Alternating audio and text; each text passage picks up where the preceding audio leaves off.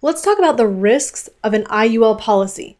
Now, if you're considering using an IUL policy for privatized banking, I really want you to watch this video first because I want to outline the risks of an IUL policy that make it incompatible with privatized banking.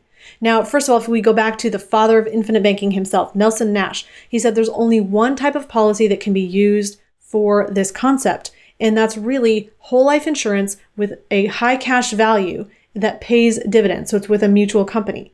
Now, the reason for that is that you need guarantees. You need a guaranteed premium, guaranteed cash value dollar amount, and a guaranteed death benefit. And that's what a whole life policy delivers.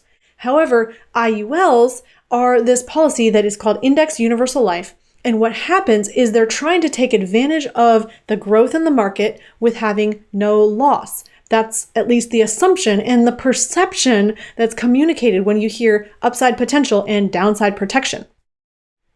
But here's what's happening within an IUL policy. First, you pay your premiums, which are a set or a fixed dollar amount of premium. It's called a flexible premium, meaning that you can pay late or you can pay less or you can pay not at all, and the policy is still supposed to work out for you. Then the premium dollars go to pay your costs. Now, one of those costs is annually renewable term insurance, or the cost of insurance associated with that. And with annually renewable term insurance, you have an increasing cost of insurance every year as you age and get more expensive to insure. So you have this rising cost inside the policy. Flat premiums, rising cost means less premium dollars are left over at the end of that premium payment period. So the premiums left over go over into the cash value component, which grows then at a rate of return that's associated with an index. That index is usually the S&P 500, but it can be another index as well.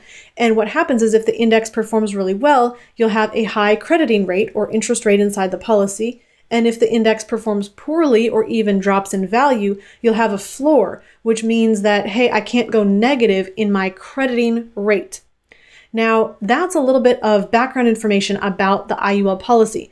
How does it apply to those guarantees we talked about in whole life insurance? First, let's talk about the premiums. The premium inside an IUL policy is actually not guaranteed. What do I mean by that? Well, an IUL policy shows that you have premium due every single year, and they show that not increasing. It sounds attractive that I can pay less or differently than what's illustrated. However, the insurance company also has the right to change premiums, and not always in my favor. They can raise premiums above what's illustrated, meaning that if I've committed to pay $30,000 per year to keep this policy in force, and I'm depending on this policy to be there for me, and I'm depending on the cash value increasing, and I'm depending on the death benefit paying out as the permanent policy it claims to be, the policy still may require additional premiums in order to fulfill that commitment. The reason is that when I have these rising internal costs in the policy, what is supposed to happen is if and when the premiums become insufficient to pay that rising cost of insurance, the cash value is your stopgap or the second source of paying for that cost of insurance.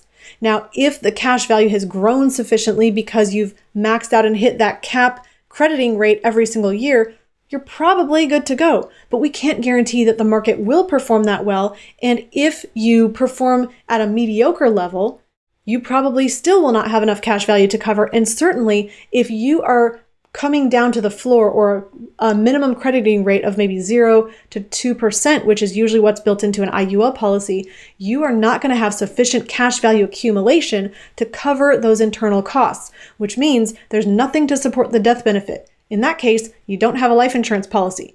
Now, if that happens, the life insurance company can come back to you and say, hey, here you need to pay additional premiums in order to keep this policy in force, or you're going to have to surrender the policy. And when you're stuck between a rock and a hard place, that's not where you want to be, especially in the later years of your policy, like your 60s, 70s, and 80s, when you are more likely to need to use that death benefit and you're closer to the time frame of needing it to pay out to your beneficiaries. Now, you also don't have a guaranteed cash value dollar amount.